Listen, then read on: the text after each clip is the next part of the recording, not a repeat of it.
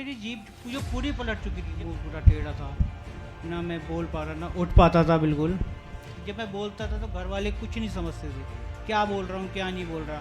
मतलब ये हाल हो गया था कि वो कहते ना बीमार आदमी घर वाले बोझ हो जाता है। एक दिन खूब रोया मैं, मतलब बहुत रोया मैं कि ठाकुर जी मुझे आना है, मुझे नहीं पता, या तो आप आओ नहीं तो मैं आऊँ। एकदम से ऐसा लगा ऐसे, मतलब कुछ ना मेरे चेहरे पे कुछ ऐसे कुछ फहरा रहा है कुछ। ये घटना बड़ी अनोखी घटी कि इनकी ज़बान जो महीनों से एकदम टेढ़ी हो चुकी थी वो तुरंत सीधी हुई, मुंह भी सीधा हो गया। हीमोग्लोबिन 3 वाला हीमोग्लोबिन कितना कम है, आदमी जी जाए बहुत बड़ी बात है। उतने हीमोग्लोबिन, चलने की शक्ति नहीं थी, ये ठाकुर जी के पास आ गए।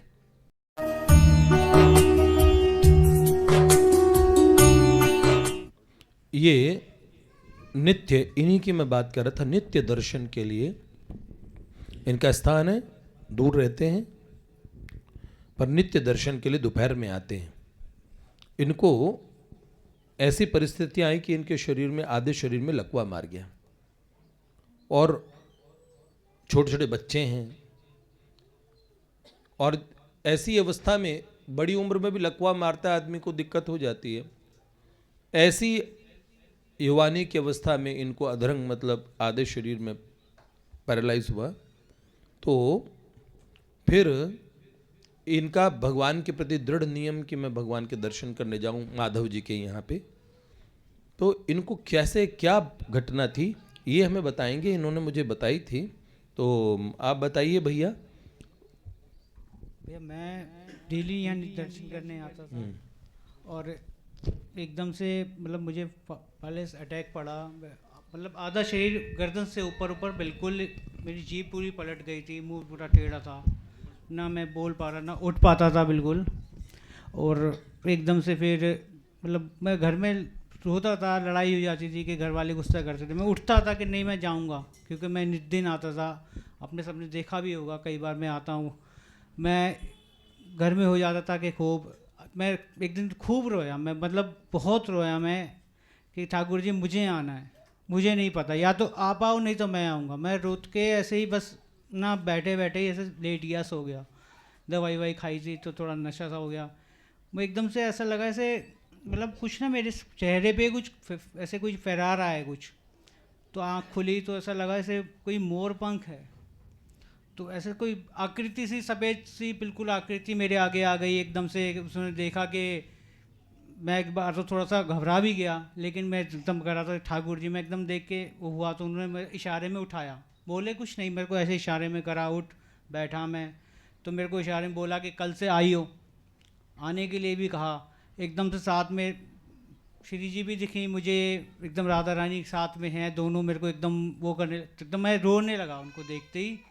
और मैं एकदम से, मतलब मेरे को फिर जब वो जैसे एकदम से वो चले गए तो मैंने देखा कि एकदम से मेरी जीभ जो पूरी पलट चुकी थी। जब मैं बोलता था तो घर वाले कुछ नहीं समझते थे, क्या बोल रहा हूँ क्या नहीं बोल रहा। मतलब ये हाल हो गया था कि वो कहते ना बीमार आदमी घर वाले बोझ हो जाता है, एक वो ऐसा हो गया था। मैं ये खुद अपने ऊपर मतलब वो होता था, लेकिन एकदम से मेरी जीभ बिल्कुल सीधी हो गई, मुंह इस तरीके से ऐसे था, ये ऐसे, ये एकदम सीधा हो गया बिल्कुल। मैं एकदम से मतलब जो उठ नहीं सकता, 3 पॉइंट खून था मेरे अंदर, मैं उठ नहीं पाता था। अपने आप मैं उठा। अगले दिन मैं शाम को यहाँ आया हूँ अपने आप चल के।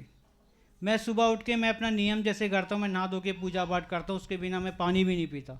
मैंने वो सब करा, सब कुछ हुआ मेरे साथ। अगले दिन मैं यहाँ आया, आके मैं आया, मैं मतलब बड़ी मुश्किल से आया, जैसे तैसे, थोड़ा कमजोरी तो थी, एकदम तो होगी नहीं। मैं आया यहाँ आके, मैं दर्शन करे, धीरे धीरे नित्य मैं बिल्कुल ही ऐसा होता चला गया कि मतलब है, आज भी दिक्कत है, मेरी 40 mm की पथरी है और मैंने ठाकुर जी पे छोड़ रखा है, आप जानो आपका काम जाने, मुझे नहीं पता। मुझे 2.5 महीने की डेट दे रखी है डॉक्टरों ने, और इमरजेंसी है, वो खुद कहते हैं अपने मुंह से, तब भी 2.5 महीने की डेट दी है कि 2.5 महीने के अंदर आपका ऑपरेशन होगा। 1 महीना बीत चुका, दवाइयाँ चल रही हैं, खून नहीं है इस वजह से, सूजन है क्योंकि पेन होता है। मतलब वो भी चीज़ है, वो डॉक्टर भी हैरान है इस चीज़ को लेके। मैं अभी तो रिसेंटली बता रहा हूँ, अभी मुश्किल से हफ्ता भर ही हुआ है, डॉक्टर भी हैरान है, कह रहे हैं यार 40 mm की पथरी लेके आप कैसे घूम रहे हो, वो भी पित्त की थैली में। मतलब वो भी डॉक्टर भी परेशान है। लेकिन क्या, मैंने एक चीज़ जानता हूँ कि मैं, माधव जी आपके ऊपर सब कुछ है, आप जानो, मुझे नहीं पता, आप दोनों जानते हो क्या है क्या नहीं, कैसे होगा कैसे नहीं। बहुत होता है, पेन होता है, मेरे 5-5 6-6 इंजेक्शन लगते हैं पेन के। जब होता है तो बहुत भयंकर होता है। लेकिन बस ये मैं कहता हूँ कि बस यही जानते सब, मैं आगे कुछ नहीं बोल पा रहा। जय जय श्री श्री राधे। एक नियम बरसों से मैंने कितने नवरात्रों में जब मैं यहाँ होता हूँ तो मैं देखता हूँ एक व्यक्ति रेगुलर आता है, एक सज्जन आते हैं शाहदरा से, वो नित्य मैं देखता हूँ, और ये नित्य आते हैं अपने छोटे छोटे बच्चों को लेके। तो हमारी कोई जानकारी नहीं थी, मैं जब करता रहता था तो ये प्रणाम करते थे मुझे, और ठाकुर जी को प्रणाम करके मुझे प्रणाम किया, फिर चुपचाप से बैठे रहते थे। मैं जब करता था चले जाते थे। एक दिन मैंने इनसे पूछा तो इन्होंने बड़ी विभोर होकर आंसुओं के साथ मुझे अपनी गाथा बताई। मुझे लगा इनके शरीर में कुछ डिफेक्ट पहले से के मुकाबले में कुछ दिखा है, क्या हुआ है इन्हें। तो मैंने पूछ लिया, भैया सब ठीक है आपके यहाँ? तो ये रोने लगे। फिर उन्होंने बताया कि भगवान की मुझ पर इतनी कृपा रही कि मैं मंदिर आने के क्या, मैं चलने फिरने में एकदम अशक्य हो गया, ज़बान टेढ़ी हो गई और एकदम मुंह टेढ़ा हो गया, और उसमें कुछ भी बोलने की स्थिति नहीं थी। और एक दिन मैं बहुत रोया तो किसी ने मेरे मुंह पे मोर पंख फिराया, और मैंने आँख खोल के तो मुझे धुंधला सा लगा कि श्वेत रंग में शायद माधव हैं और ठाकुर जी हैं, राधा रानी हैं, ऐसा इन्हें भान हुआ। लेकिन उसके साथ ही एक घटना बड़ी अनोखी घटी कि इनकी ज़बान जो महीनों से एकदम टेढ़ी हो चुकी थी वो तुरंत सीधी हुई, मुंह भी सीधा हो गया। हीमोग्लोबिन 3 वाला हीमोग्लोबिन कितना कम है, आदमी जी जाए बहुत बड़ी बात है, उतने हीमोग्लोबिन, चलने की शक्ति नहीं थी, ये ठाकुर जी के पास आ गए। ये घटना, और फिर ये रेगुलर ही आने लगे, उससे पूर्व में भी रेगुलर आते थे।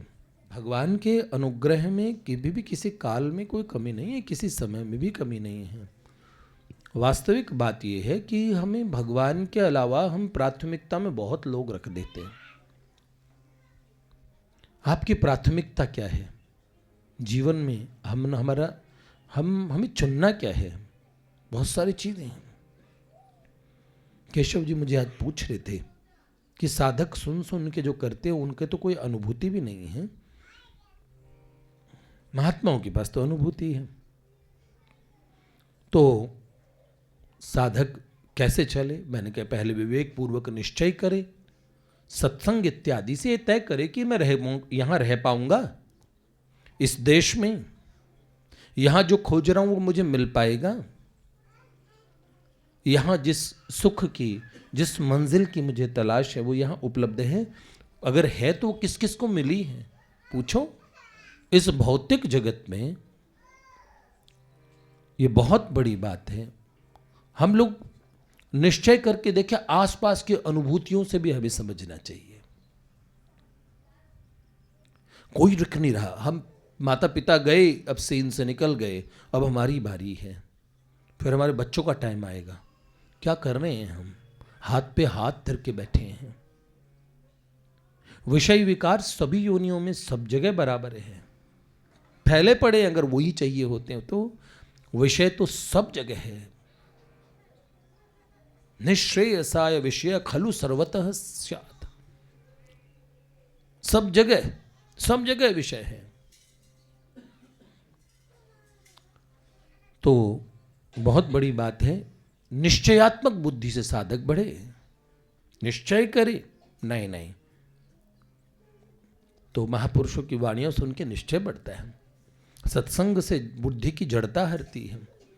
ठीक है, यह उदाहरण अकेला नहीं है, असंख्य उदाहरण ऐसे महान रोगियों की एकदम रुग्ण अवस्था में भी भगवान की कृपा जब मिली तो बल आ जाता है। महर्षि अरविंद कहते हैं एकदम कमजोर एक ऐसा व्यक्ति जिसका कुछ वजन नहीं, जो एक सुई उठाने का सामर्थ्य नहीं रखता, वो पूरी दुनिया को बदलने का सामर्थ्य रखता है। अगर भगवान का अनुग्रह, भगवान उसके अस्थि पंजर के बने, ढांचा बने शरीर से भी इतना बड़ा काम करवा लेते हैं।